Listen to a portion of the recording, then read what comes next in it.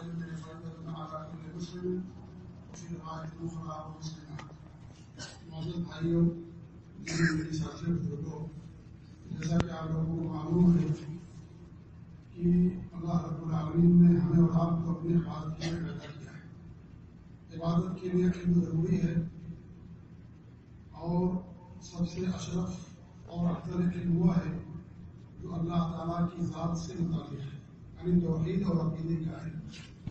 یہ بنیادی علم ہے، سب سے ضروری علم یہی ہے، اور ہر بندے پر دین اور عقیدے کا علم حاصل کرنا ضروری ہے. اسی تناظر میں آپ لوگوں کے سامنے، آپ تمام لوگوں کے لیے مسائل جاہلیت جو بڑی ہی عظیم ترین کتاب ہے، اور اس کتاب میں لکھنے والے بھی بڑے عظیم امام اور مجدد ہیں، محمد بن عبدالوہاب رحمۃ اللہ علیہ. اس کتاب کی شرح کے لیے یا اس کتاب کو اس کورس کے لیے متعین کیا گیا کہ وہ کتاب آپ لوگوں کے درمیان پڑھی جائے، اور اس کی شرح کے لیے جس عظیم شخصیت کو ہم نے آپ لوگوں کے سامنے دعوت دی وہ ہمارے شیخ اور مشہور دائی شیخ مدعو زمین حفظ اللہ صاحب ہیں، اور گزشتہ ہفتے تقریباً 20 یا 35 مسائل کی بڑی تفصیلی شرح آپ کے سامنے انہوں نے کی تھی کتاب سنت کی روشنی میں. اور آج اسی دور علمیہ کا دوسرا مرحلہ شروع ہو رہا ہے، جس میں باقی مسائل آپ لوگوں کے سامنے شرح کیے جائیں گے. لہٰذا آپ لوگوں سے گزارش ہے کہ آپ لوگ تشریف رکھیں، اور جو لوگ ادھر ادھر بیٹھے ہوئے ہیں میری ان سے گزارش ہے کہ سامنے آئیں. مجلس کے کچھ آداب کچھ آداب میں سے یہ ہے کہ سارے لوگوں کے ساتھ اکٹھا بیٹھنا چاہیے. جو لوگ ادھر ادھر منتشر ہیں دائیں اور بائیں کا چکر چھوڑیے اور سامنے آئیے، ہے کہ نہیں ہے؟ تو یہی مجلس کے آداب میں سے ہیں کہ جو مقرر ہو یا جو خطیب ہو سب لوگ اس کے سامنے بیٹھیں، ایک ساتھ ہو کر کے بیٹھیں.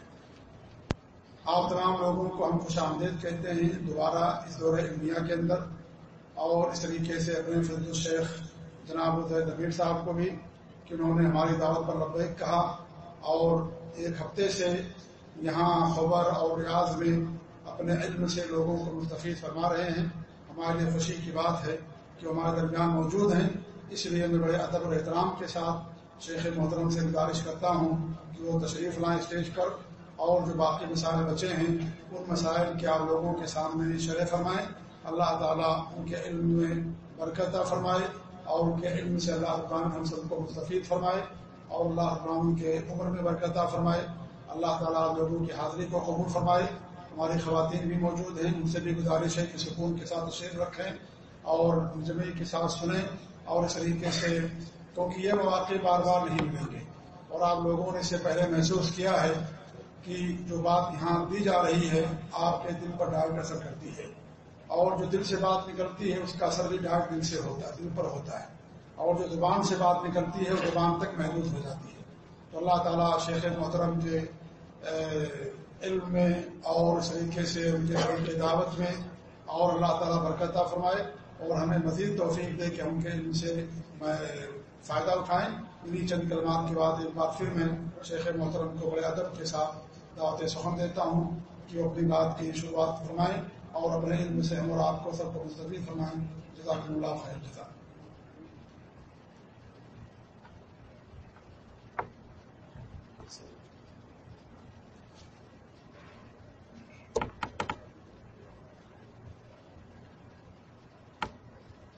إن الحمد لله نحمده ونستعينه ونستغفره ونعوذ بالله من شرور أنفسنا ومن سيئات أعمالنا.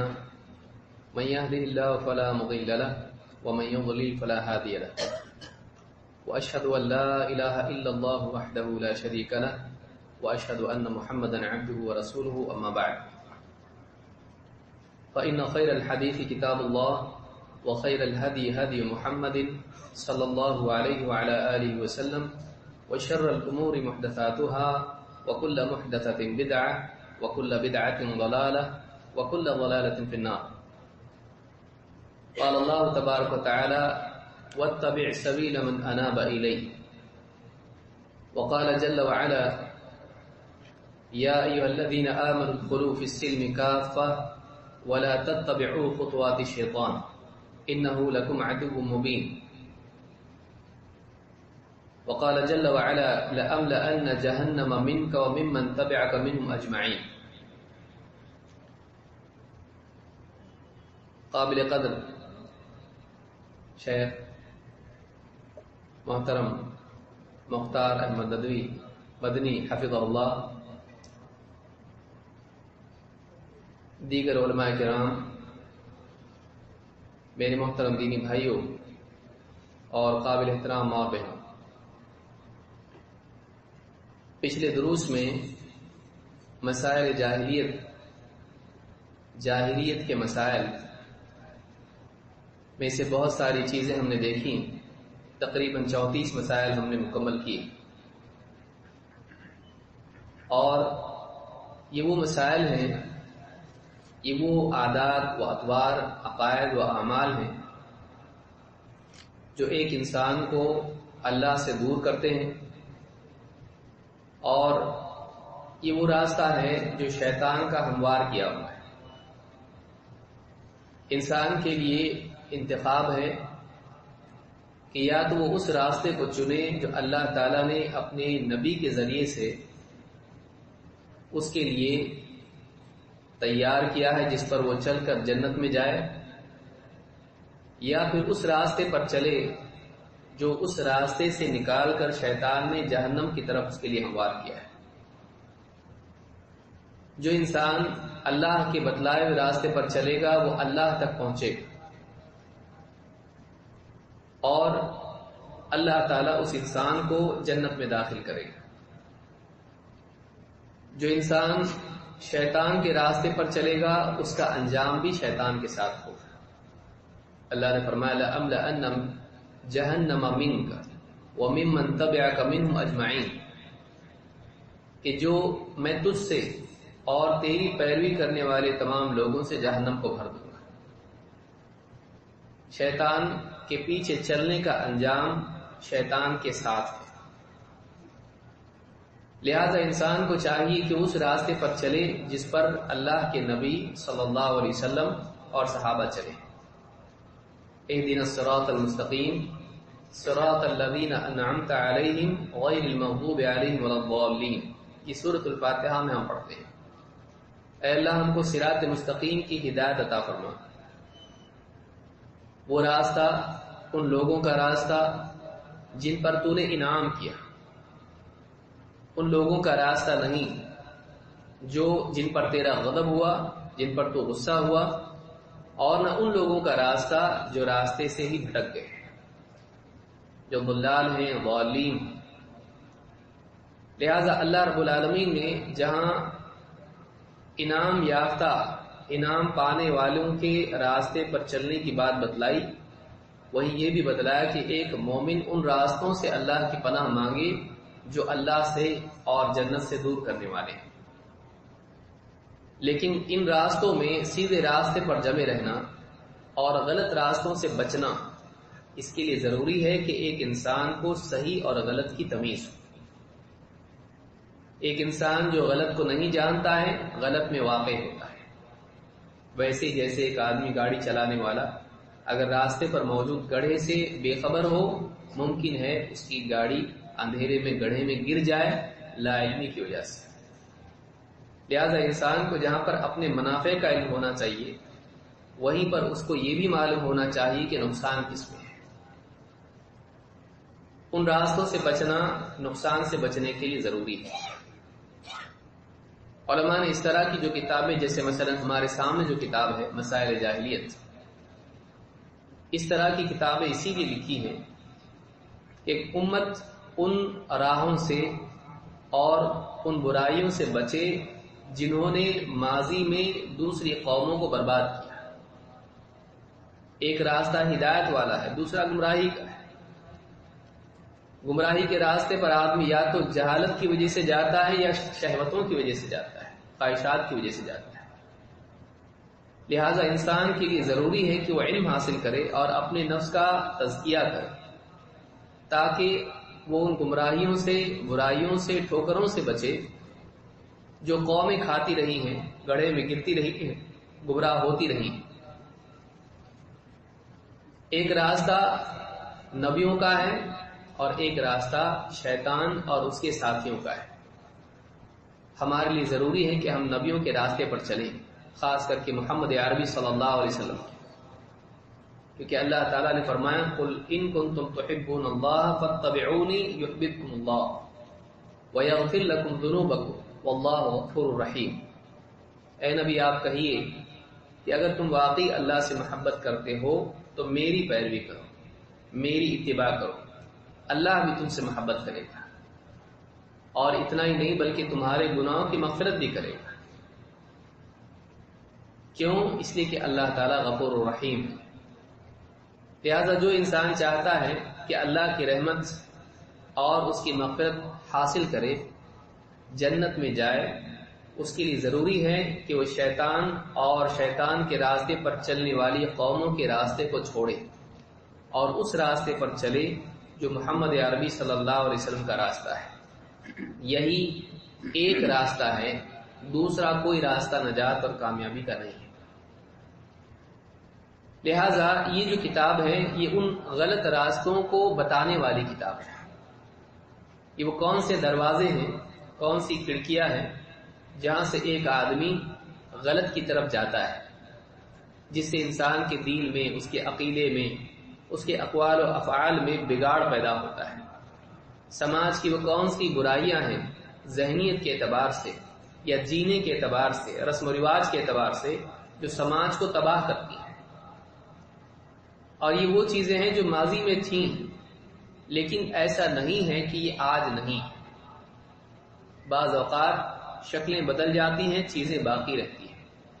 جیسے حدیث میں اللہ کے نبی صلی اللہ علیہ وسلم نے بتلایا تھا کہ لوگ خمر کا نام بدل کے اس کو حلال کر لیں گے، تو بعض اوقات چیزیں، ان کی شکلیں، ان کے نام بدل جاتے ہیں، لیکن حقیقت وہی رہتی ہے۔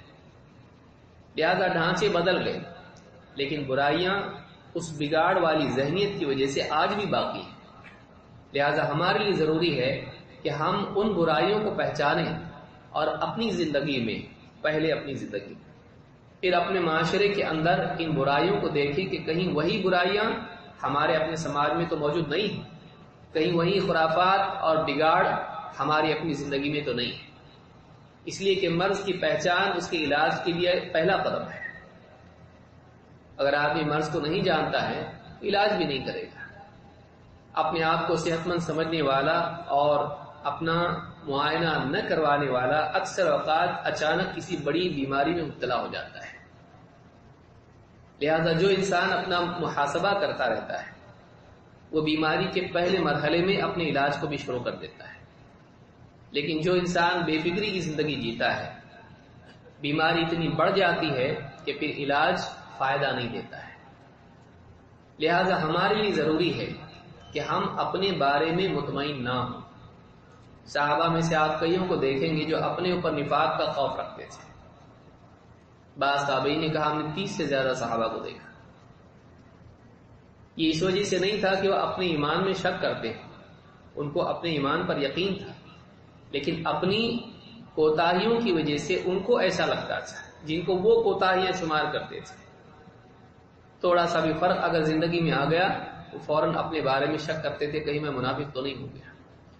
لہذا جو انسان اپنے بارے میں فکر مند ہو اور خوش فہمی میں مبتلا نہ ہو، ایسا انسان ہلاکت سے بچتا ہے۔ ہمارے لیے بھی یہی طریقہ ہے کہ ہم ان برائیوں کو دیکھیں اور تلاش کریں کہیں میری اپنی زندگی میں تو یہ نہیں ہے، کہیں میرے اپنے سماج میں تو یہ نہیں ہے، شکل بدل کر کسی اور شکل میں یہی چیز تو نہیں ہے۔ اگر یہ ہم جانیں گے تو اس کو نکالنا آسان ہوگا، اگر ہم نہیں جانیں گے تو ہم نکال نہیں پائیں گے، اور وہ چیز ہماری زندگی میں رہے گی اور وہ خرافات اور برائیاں پھیلتی چلی جائیں گی یہاں تک کہ مرض پورے دل میں پھیل جائے گا۔ لہذا پچھلے دروس میں ہم نے کئی چیزیں اس میں دیکھی تھیں، جاہلیت کی رسموں میں سے، ان کے افکار میں سے۔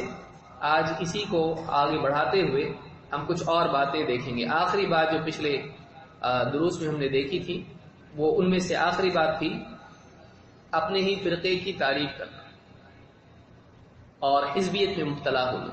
اس میں ہم نے یہ بھی دیکھا تھا کہ جہاں فرقہ بندی اور امت میں تفرقہ بازی غلط ہے، وہیں یہ بھی یاد رکھنے کی ضرورت ہے کہ سلف منہج اہل حدیث کے پابند تھے، اور یہ کوئی محض لقب نہیں ہے، یہ ایک منہج ہے، یہ ایک راستہ ہے، یہ اصول ہے، یہ کسی ایک شخصیت سے چمٹنے کا نام نہیں ہے، یہ اصول سے چمٹنے کا نام ہے۔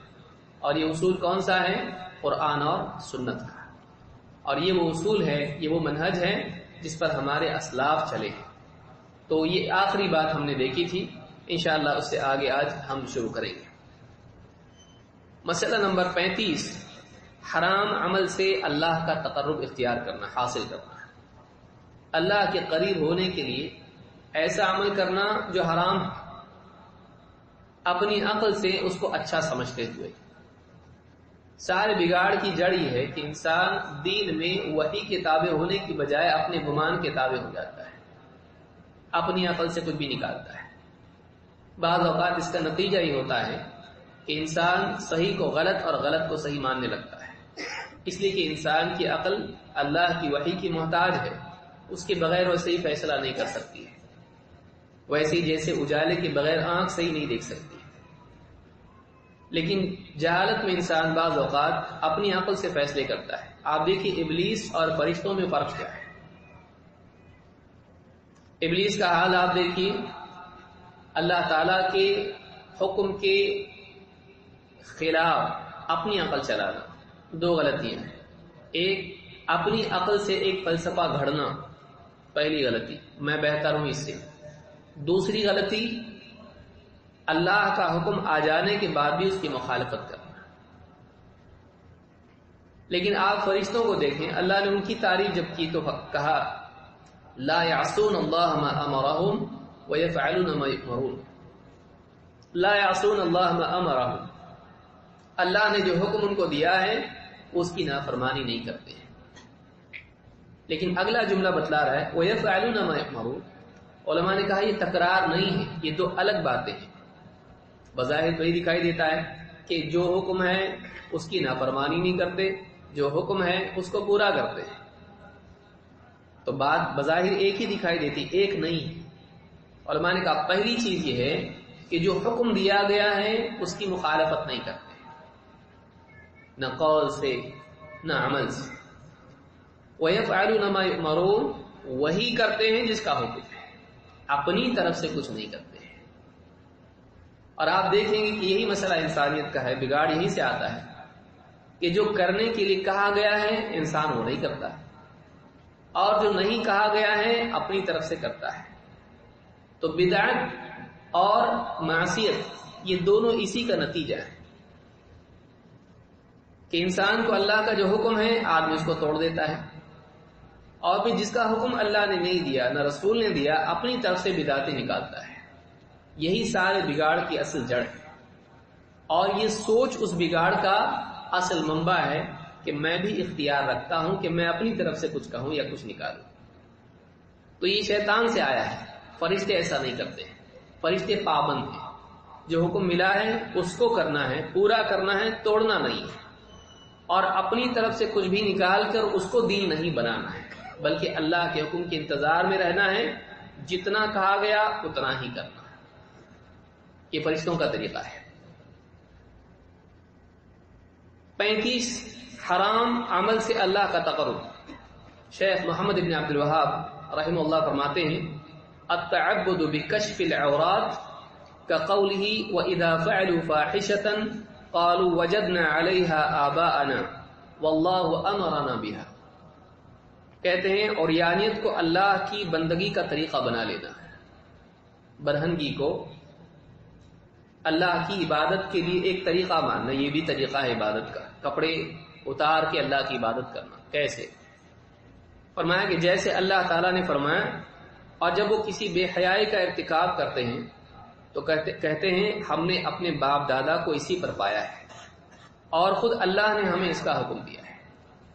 اللہ پر جھوٹ بولنا، باپ دادا کی اندھی تقلید کرنا، اور بے حیائی کا کام کرنے میں کوئی شرم محسوس نہ کرنا، بلکہ اس کو دین اور اللہ کا تقرب سمجھنا ہے۔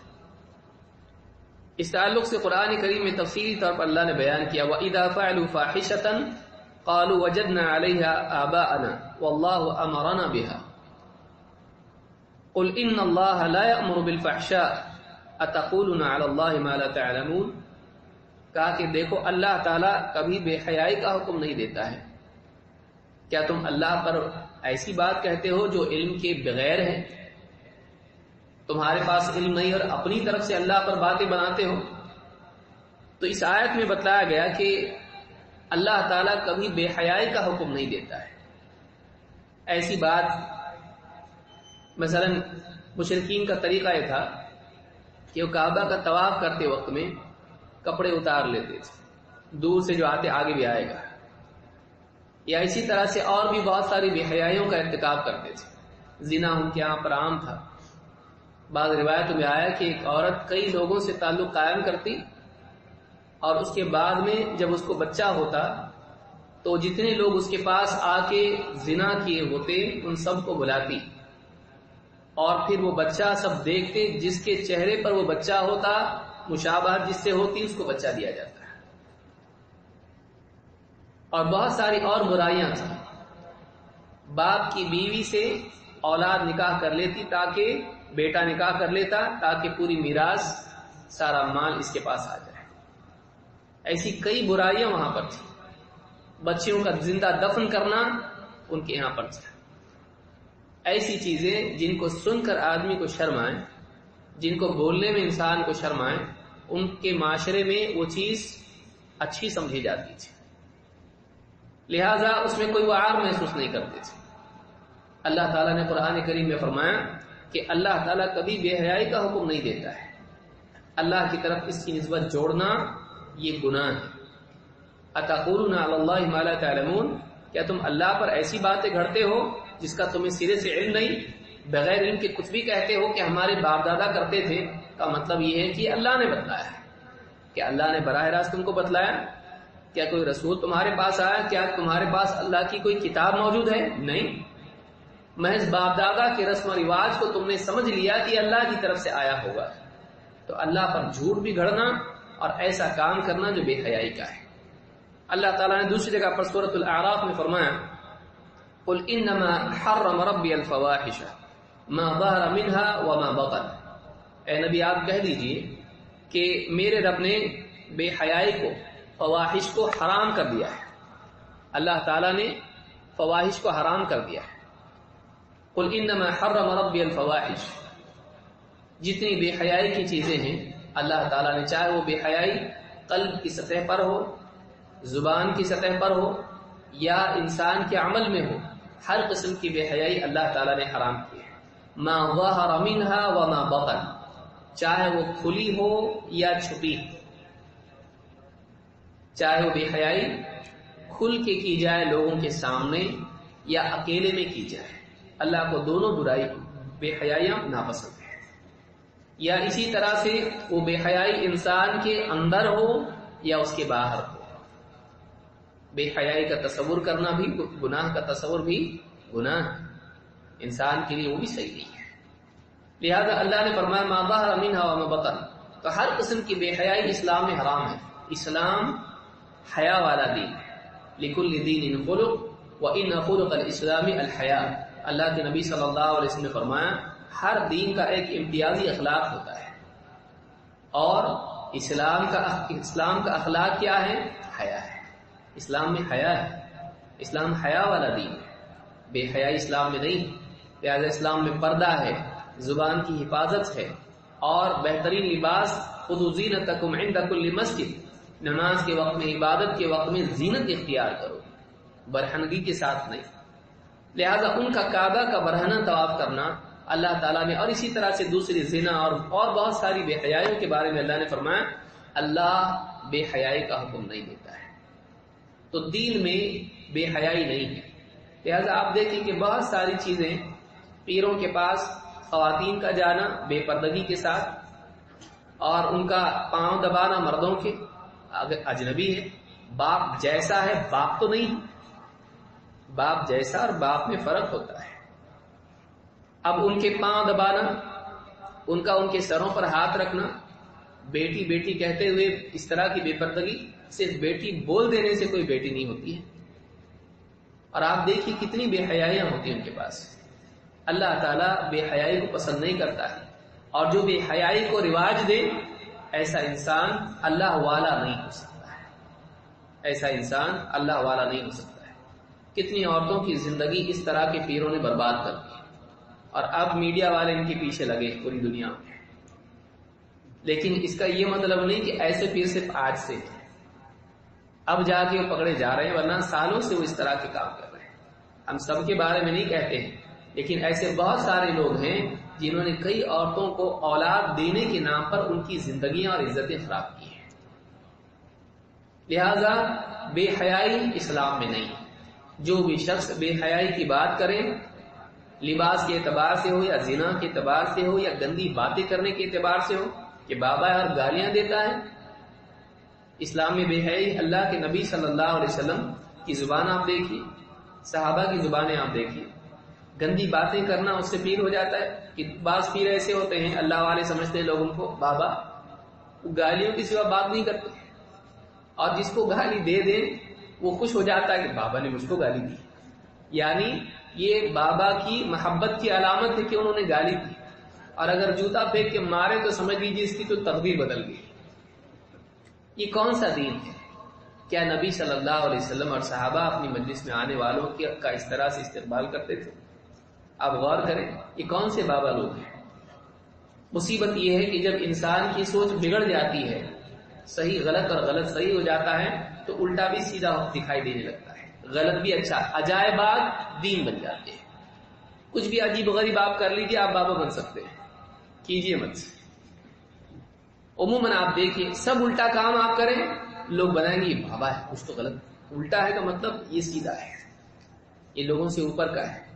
تو بے حیائی اسلام میں نہیں ہے، بے حیائی اسلام میں نہیں ہے. اور اس طرح کی جو بے حیائیاں کرتے ہیں، غلط کام کرتے ہیں، ان کو اللہ سے جوڑنا اللہ کی شان میں بھی گستاخی ہے. ان کو اللہ سے جوڑنا صحیح نہیں ہے. نمبر 36، تحریم حلال کے ذریعے اللہ کی عبادت گزاری. التعبد بتحریم الحلال کما تعبدوا بالشرک. اللہ کی حلال کی ہوئی چیزوں کو حرام قرار دیتے ہوئے اللہ کی عبادت کرنا، جیسا کہ انہوں نے شرک کے ذریعے اللہ کی عبادت کی. یعنی اللہ کی عبادت حرام چیزوں سے یعنی حرام چیزوں کو حلال کر لینا اپنے لیے. التعبد بتحریم الحلال، دو چیزیں ایک ساتھ آئیں گی. اب ایک تو حلال کو حرام کرنا، دوسرے حرام کو حلال کر لینا. یہاں پر پہلی چیز جو آ رہی ہے وہ یہ کہ حلال کو اپنے اوپر حرام قرار دینا، جیسا کہ انہوں نے یہاں پر کہا کہ تعبدوا بالشرک. آپ دیکھیں گے اللہ تعالیٰ نے قرآن کریم میں فرمایا والذین اتخذوا من دونه اولیاء ما نعبدهم الا ليقربونا الى الله زلفى. جنہوں نے اللہ کے سوا اولیاء بنا رکھے ہیں، ان کا کہنا ہے کہ ہم اللہ کی ان کی عبادت صرف اسی لیے کرتے ہیں کہ یہ ہمیں اللہ سے کچھ اور قریب کرے. ایسی چیزیں جن کو اللہ نے حرام کیا ہے اپنے اوپر حلال کر لینا، جیسا کہ انہوں نے شرک کے بارے میں کیا. یا اسی طرح سے جو چیزیں حلال ہیں ان کو اپنے اوپر حرام کر لینا. آپ دیکھیے بعض لوگ درگاہوں پہ جاتے ہیں، گوشت نہیں کھاتے ہیں. وہ یہ سمجھتے ہیں کہ فلانے بزرگ جو ہیں یہ گوشت پسند نہیں کرتے تھے، لہذا ہم کو ان کی درگاہ پر جانا ہے تو ہم گوشت کھا کے نہیں جا سکتے ہیں. تو اس طرح کی جو رسم ہے اسلام میں، گوشت نبی صلی اللہ علیہ وسلم آپ نے فیصلہ کیا اپنی ذاتی معاملات کی وجہ سے کہ میں اب کے بعد شہد نہیں کھاؤں گا. تو آپ صلی اللہ علیہ وسلم پر اللہ تعالیٰ نے آیت نازل کی یا ایھا النبی لم تحرم ما احل اللہ لک تبتغی مرضات ازواجک. اے نبی، آپ اپنے اوپر اس چیز کو کیسے حرام کر سکتے ہیں جو اللہ نے آپ کے لیے حلال کی ہے؟ آپ اپنی بیویوں کی چاہت اور مرضی کو پورا کرتے ہو، یعنی آپ چاہتے ہو کہ بیوی راضی رہے. بیویوں کی رضامندی کی وجہ سے آپ اپنے اوپر ایسا کوئی حلال حرام نہیں کر سکتے. اللہ تعالیٰ نے اپنے نبی صلی اللہ علیہ وسلم کو تنبیہ کی اس پر. اور آج امت میں آپ دیکھیے غیر نبی کے سبب ایک انسان اللہ تعالیٰ کی حلال چیزوں کو اپنے اوپر حرام کر لیتا ہے. تاکہ 40 دن تک آپ کو اگر یہ عمل کرنا ہے، بابا بھی بتلاتے ہیں، اولاد چاہیے ٹھیک ہے، آپ کو سورہ جن پڑھنی پڑے گی 40 دن تک تہجد میں اٹھ کے، اور آپ کو 40 دن تک گوشت نہیں کھانا ہے، فلاں چیز نہیں کرنی ہے، اس سے بچنا ہے. اللہ کی بہت ساری حلال چیزیں ان کو اس طرح کے بابا یا اس طرح کے عمل کرنے والے اپنے اوپر حرام کر لیتے ہیں. تو یہ دونوں چیزیں غلط ہیں. نہ آپ حلال کو حرام کر سکتے ہیں اور نہ آپ حرام کو حلال کر سکتے ہیں. ابن عباس رضی اللہ تعالیٰ عنہ فرماتے ہیں کان المشرکون یقولون لبیک لا شریک لک. مشرکین جب بیت اللہ کا طواف کرتے تو اس وقت میں کیا کہتے؟ لبیک لا شریک لک، اے اللہ ہم حاضر ہیں، لبیک تیرا کوئی شریک نہیں. قال فیقول رسول اللہ صلی اللہ علیہ وسلم ویلکم قد. اللہ کے نبی صلی اللہ علیہ وسلم جب ان کا جملہ سنتے، اب شروع کیا انہوں نے بولنا لبیک لا شریک لک، آپ کہتے بربادی ہے تمہارے لیے، اب رک جاؤ، کیونکہ آپ کو معلوم تھا اس کے بعد یہ ایسا کہنے والے ہیں جو اس پورے جملے کو برباد کرتے ہیں. وَإِلَكُمْ قد بس اتنا ہی، اس پہ ہی رک جاؤ. فَيَقُولُونَ إِلَّا شَرِيكًا هُوَ لَكَ تَمْلِكُهُ وَمَا مَلَكَ. کہتے لبیک اے اللہ ہم حاضر ہیں، لا شریک لک، صاف الفاظ میں کہہ رہے ہیں اللہ تیرے کوئی شریک نہیں. لیکن اگلا جملہ کیا ہے؟ إِلَّا شَرِيكًا هُوَ لَكَ تَمْلِكُهُ وَمَا مَلَكَ.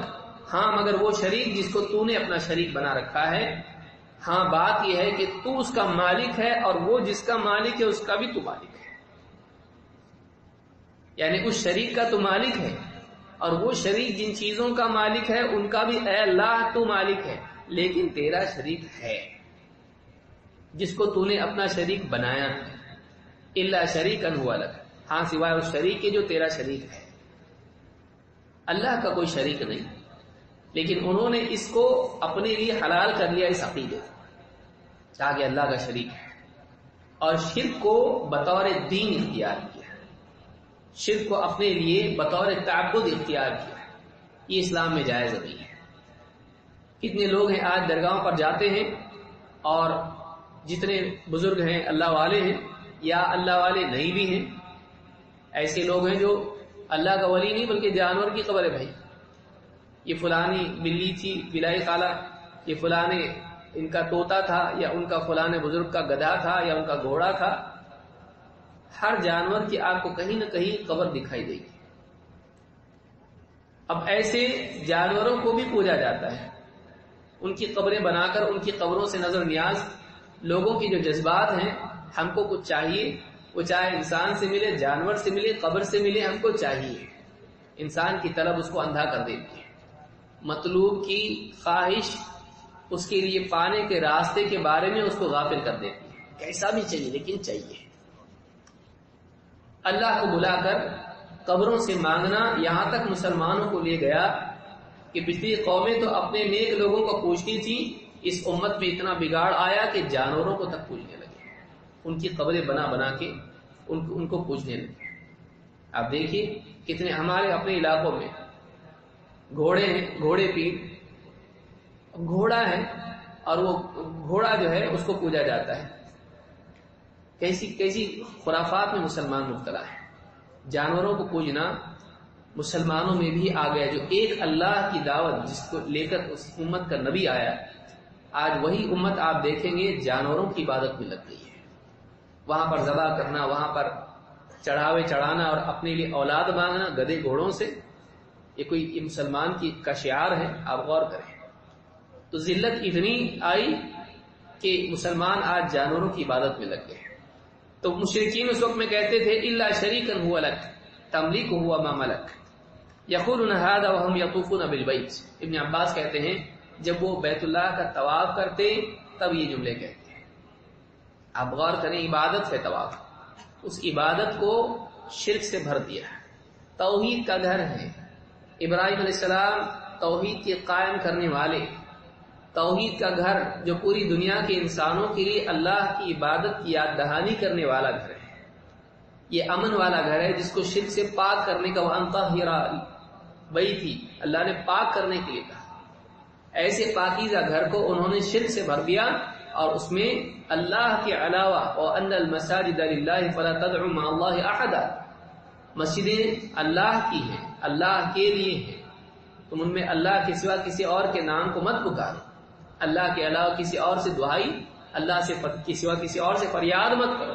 لیکن مشرکین کو آپ دیکھیے اس گھر میں آ کر کتنی آپ دھاندلی دیکھیں، اس گھر میں آ کر شرک کی بات کرتے تھے اور اللہ تعالیٰ سے کہتے تھے لبیک اور لا شریک الگ، پھر کہتے شریک ہے تیرا. کوئی اس کے لیے استدعا نہیں اور اس کو دین سمجھ کے وہ لوگ کرتے تھے.